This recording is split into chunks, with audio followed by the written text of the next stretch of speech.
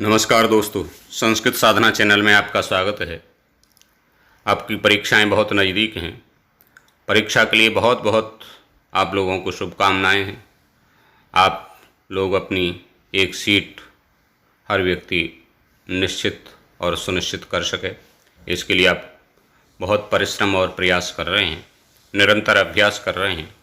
और उस अभ्यास के क्रम में ही व्याकरण के कुछ महत्वपूर्ण प्रश्न जो कि पहले भी आए हैं और किस तरह के प्रश्न आते हैं उनसे मिलते जुलते प्रश्न भी आप तैयार करेंगे, और वो प्रश्न भी तैयार होंगे तो उनमें से भी बहुत से प्रश्न आपको परीक्षा में उपयोगी होंगे। आइए देखते हैं महत्वपूर्ण प्रश्नों को।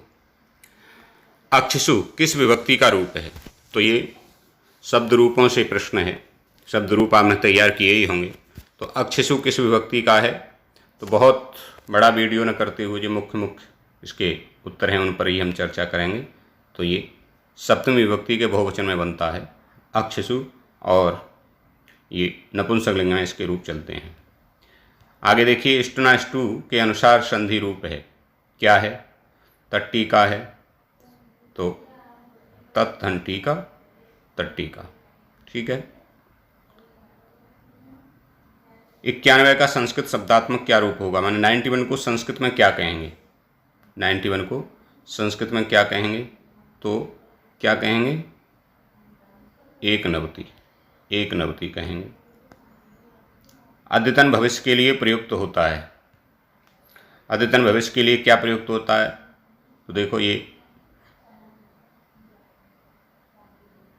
क्या प्रयुक्त होता है? लुट लकार।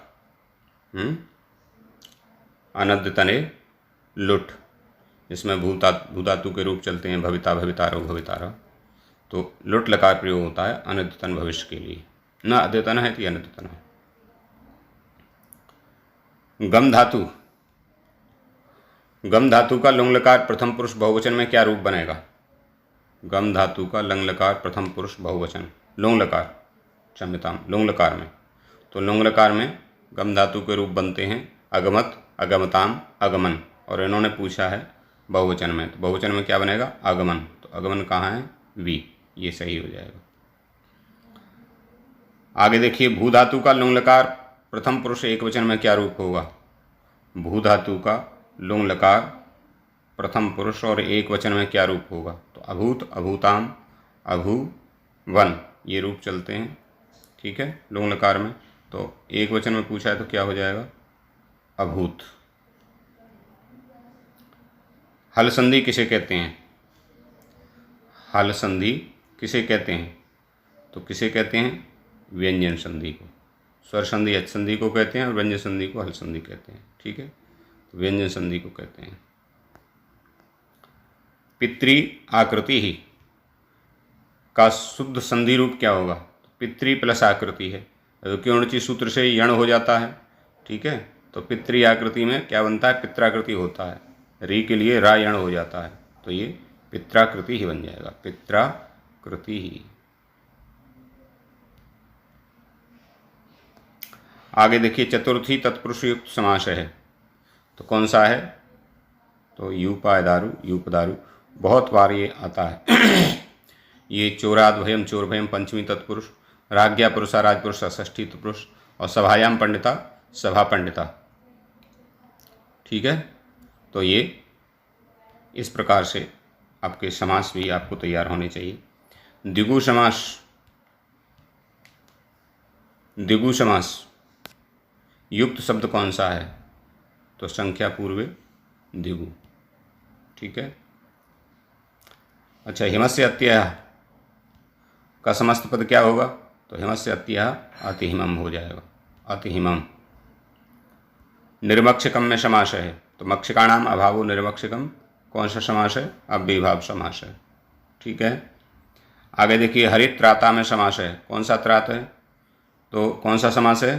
तो हरिणा त्राता, हरित त्राता, तृतीय तत्पुरुष हो जाएगा। उबांग वध्यांग वशा सूत्र है, कौन से कारक का है? तो उप, अनु, अधि और आंग उपसर्ग पूर्वक बस धातु के आधार की कर्म संज्ञा होती है, तो ये कर्म कारक का हो जाएगा। ठीक है। आगे देखिए, परिता के युग में कौन सी विभक्ति होती है? परता के युग में, तो अविता परता समया निक्षा हा प्रतियोगी, इन शब्दों के युग में कौन सी विभक्ति होती है? द्वितीय विभक्ति होती है। इत्थम भूत लक्षणे सूत्र है। इत्थम भूत लक्षणे किस कारक का है? तो ये करण कारक का है। इत्थम भूत लक्षणे, इसका उदाहरण है जटाभिस्तावसः। जटाभिस्तावता में तृतीया करने वाला सूत्र कौन सा है? तो इत्थम भूत लक्षणे। तस्मै श्री गुरुवे नमः वाक्य में श्री गुरुवे है माने किसी व्यक्ति का है, तो ये चतुर्थी विभक्ति में है, नमः के योग में चतुर्थी हो रही है। यस्य च भावेन भाव लक्षणम, सूत्र किस कारक का है? तो ये अधिकरण कारक का है। समय बहुत कम है, इसलिए मैं आपका बहुत समय न लगते हुए डायरेक्ट जो उत्तर है उस पर ध्यान एकत्रित कर रहे हैं, केंद्रित करते हैं। पा धातु परस्मैपदी का लट लकार प्रथम पुरुष द्विवचन का रूप क्या होगा? लट लकार प्रथम पुरुष द्विवचन।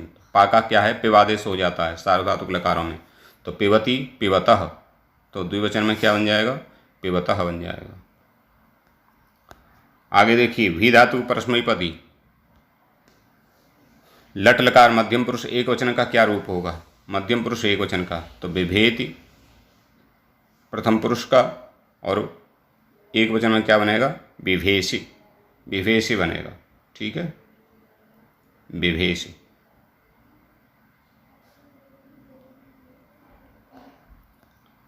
माहेश्वर सूत्र में हा कितनी बार आया है? तो हा कितनी बार आया है? तो 14 सूत्र है माहेश्वर सूत्र। आई उण री लिरिक ए ओंग आई औच हाय बरट। एक तो ये हो गया, लण यम गणनम झबय गणदस जब गणदस ख फ छट चटतव कपय सस्सर हल, एक ही हो गया। तो कितनी बार आया है? 2 बार आया है। वर्णमाला में व्यंजनों की संख्या कितनी है? तो वर्णमाला में व्यंजनों की संख्या कितनी है? तो ये 33 है। यहाँ एक नोट है, इसको आप देख लें। पाणिनि के 14 सूत्रों में, माने पाणिनि के 14 सूत्रों के अनुसार यदि कोई प्रश्न पूछा जाता है तो कुल कितने वर्ण हैं? 42 वर्ण हैं, जिनमें 33 व्यंजन हैं और 9 स्वर हैं। ठीक है, यदि इनके अनुसार पूछा जाता है तो, और वैसे पूछा जाता है तो आपको पता ही है, सामान्यतः वर्णमाला की बात होती है। तो अदस शब्द का स्त्रीलिंग प्रथमा एक वचन का क्या रूप होगा? स्त्रीलिंग प्रथमा एक वचन का तो क्या होगा? असौ अमु अमूह, ये बनेगा ना प्रथमा में, तो एक वचन में क्या बनेगा? असौ। पुल्लिंग में भी असौ बनता है, स्त्रीलिंग में भी असौ बनता है, इसलिए थोड़ा सा ध्यान देने की बात है। नपुंसक लिंग में अदह बनता है। लिरी का उच्चारण स्थान क्या होगा? लिरी का उच्चारण स्थान तो लिर तुलसानाम दंतः। ठीक है, लिर तुलसानाम दंता हो जाएगा। पावका का संधि विच्छेद क्या होगा? तो अयादि संधि है इसमें, तो पौ प्लस अकः पावका। ये देखो 2004 में भी आया, 2009 में भी आया है प्रश्न। भीत्रार्थानाम भय हेतु, ये भी 4 और 9 में 2 बार आ चुका है। भीत्रार्थानाम भय हेतु कौन सा कारक है? तो ये अपादान कारक का है, पंचमी विभक्ति होती है। उपसर्ग धातु के साथ कहाँ पर आता है? तो उपसर्ग लगता है, और उपसर्ग लगने से धातु का अर्थ भी बदल जाता है। तो धातु के साथ कहाँ आता है? तो धातु के साथ पहले लगता है उपसर्ग, पहले। जैसे बसती और उपसर्ग लगा देंगे, नी उपसर्ग लगा देंगे तो निबसती, तो पहले लगता है। हनुमते नमः में हनुमते में कौन सी विभक्ति है? तो हनुमते में चतुर्थी विभक्ति है नमः के योग में। हनुमते थोड़ा सा रामाय बालकाय ये ज़्यादातर तैयार होते हैं, हनुमते नमः, इसलिए नमः के योग में चतुर्थी है, ये ध्यान रखना है। आगे देखिए, लट लकार किस काल का बोधक होता है? तो लट लकार तो वर्तमान काल का बोधक होता है। रामः पुस्तकम पठति, बातचीत से आया है, इस पर थोड़ा सा आप 1-2 दिन ध्यान दे लेंगे, वैसे आपने किया ही होगा अभ्यास अच्छी तरह से। तो वाच्य परिवर्तन से प्रश्न आते ही हैं। तो रामः पुस्तकम पठति, तो रामः का क्या बन जाएगा? रामेण। पुस्तकम का पुस्तकम ही रहेगा, और पठति का बन जाएगा पठ्यते। तो रामेण पुस्तकम पठ्यते कहाँ पर है? तो रामेण पुस्तकम पठ्यते, ये हो जाएगा रामेण पुस्तकम पठ्यते। संबोधने च सूत्र किस विभक्ति से कौन सी विभक्ति होती है? तो संबोधन में भी प्रथमा विभक्ति होती है संबोधने च से। ठीक है, द्वादश पद में समास है। द्वादश पद में तो द्वौ च दस्त, दस चार थे द्वंद्व। इसमें संख्या पूर्वी द्विगु नहीं मानना है, ध्यान रखना है, द्वंद्व समास है द्वादश में। द्वौ पादौ यशसः, द्वौ पादौ यशसः, इस विग्रह, ये विग्रह है, इसका क्या बनेगा? तो द्वौ पादौ यशसः द्विपाद, ये होगा। चिकीर्षु किस धातु से बना है? बहुत महत्वपूर्ण है, बहुत बार आया है, ठीक है। चिकीर्षु में कौन सी धातु है? हैं? तो कृष धातु, ऐसा लग रहा है जैसे कृष धातु है, किंतु कृष धातु नहीं है, क्री धातु है। कौन सी धातु है? क्री धातु है चिकीर्षु में। उवाच किस लकार का रूप है? देखिए बड़ा महत्वपूर्ण है। उवाच किस लकार का है? तो लकार का है ये, लिट लकार का, ठीक है। ब्रू धातु का बनता है। देखिए लिट में क्या बनता है? उवाच ऊचतु ऊचुहु। विघाताय में कौन सी धातु है? विघाताय में, तो विघाताय में कौन सी धातु है? तो बड़ा महत्वपूर्ण है, इसमें भी थोड़ा सा अलग हटके पता नहीं चल रहा। हन धातु से बनता है। बी और आंग उपसर्ग पूर्वक हन धातु से घ करके विघाताय बनता है चतुर्थी में। चतुर्थी एक वचन का रूप है विघाताय। हरि रम्य में किस वर्ण का लोप हुआ? तो हरिर रम्य, हरि रम्य, रो री सिरा का लोप हो जाता है, हरि रम्य बन जाता है, ठीक है। तो ये महत्वपूर्ण प्रश्न जो आप देख रहे थे, ये आपके लिए बड़े महत्वपूर्ण प्रश्न थे।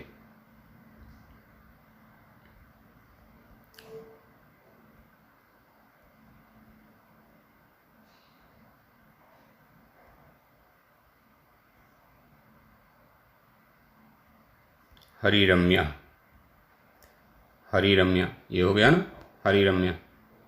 और सहयुक्त अप्रधान सूत्र किस कारक का है? तो ये संप्रदान कारक का है, नहीं क्षम्यताम, सहयुक्त, सह के योग में कर्ण कारक का है। किसका है? कर्ण कारक का है। स्प्रिय रीप्सिता समझ के संप्रदान बोल रहे थे हम। सहयुक्त अप्रधान है, सह के योग में तृतीय व्यक्ति होती है ना, कर्ण कारक का है। पुत्रेण सह गता पिता। सूर्य अस्तम गते गोपाः गृहम् अगच्छन् में विभक्ति है, तो कौन सी विभक्ति है? तो इसमें यस्य च भावेन भावलक्षणम सप्तमी विभक्ति है। बालक शब्द का चतुर्थी एक वचन का क्या रूप होगा? तो एक वचन का होगा बालकाय, बालकाय बन जाएगा।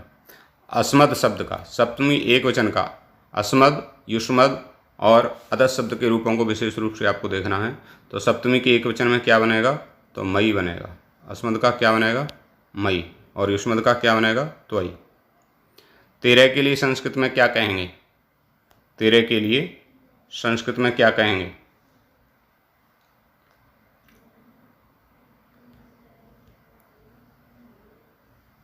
त्रयोदश कहेंगे। क्या कहेंगे? त्रयोदश। तथेति का संधि विच्छेद क्या होगा? तथेति का, तो तथा इति, तथा इति, तथेति। कौन सी संधि हो जाएगी? गुण संधि। संस्कृत में 10,000 को क्या कहते हैं? संख्या में से भी बहुत प्रश्न आते हैं। तो 10,000 को क्या कहते हैं संस्कृत में? तो अयुतम कहते हैं, अयुतम 10,000 को। अनुनासिक वर्णों की संख्या कितनी है? तो अनुनासिक वर्णों की संख्या कितनी है? 5। यम गणना नाम नासिका च, यम गण न, 5 हैं। 5 जो वर्ग हैं उनका पंचम अक्षर अनुनासिक होता है। भू धातु परस्मैपद पद का लंग लकार मध्यम पुरुष एक वचन का रूप देखिए। भू धातु परस्मैपद पद लंग लकार मध्यम पुरुष एक वचन क्या बनेगा? अभवः, अभवत, अभवताम, अभवन, अभवः, ठीक है। अपजिहीर्षु में कौन सी धातु है? ये भी बड़ा महत्वपूर्ण है। अपजिहीर्षु में कौन सी धातु है? तो इसमें ह्री धातु, ह्री धातु का है अपजिहीर्षु। उह्यते में कौन सी धातु है? हैं? तो उह्यते में कौन सी धातु है? तो वह धातु है, संप्रसारण होकर के उह्यते बनता है कर्मवाच्य में। शिरोविरोह्यते, एक रातार्जनीय में आया है ना, शिरोविरोह्यते। पत्यों में कौन सी विभक्ति है? तो पत्यों में कौन सी विभक्ति है? सप्तमी का एक वचन है पत्यों, ठीक है। और विचिन्ति में कौन सा समास है? विचिन्ति में कौन सा प्रत्यय है? क्षम्यतां, विचिन्त में कौन सा प्रत्यय है? तो कौन सा प्रत्यय है विचिन्त में? बताइए। ल्यप प्रत्यय है। जब भी धातु के पूर्व में कोई उपसर्ग आदि होगा तो कित्वा न होकर के ल्यप होता है, अर्थ एक ही होता है। तो ये इस प्रकार से महत्वपूर्ण प्रश्न जो थे कुछ आपके लिए हमने उपस्थित किए, इनको आप तैयार करें और इसी तरह के प्रश्न आएंगे। शब्द रूप, धातु रूप, संख्याएं, इनको आप व्याकरण में विशेष रूप से संधि समास कारक, इनको आपने जो तैयार किया है, एक बार परीक्षा से पूर्व इसका रिहर्सल आप कर लें, अभ्यास कर लें, तो परीक्षा भवन में किसी प्रकार का प्रेशर आपके ऊपर नहीं होगा, आराम से परीक्षा संपन्न कर पाएंगे। नमस्कार।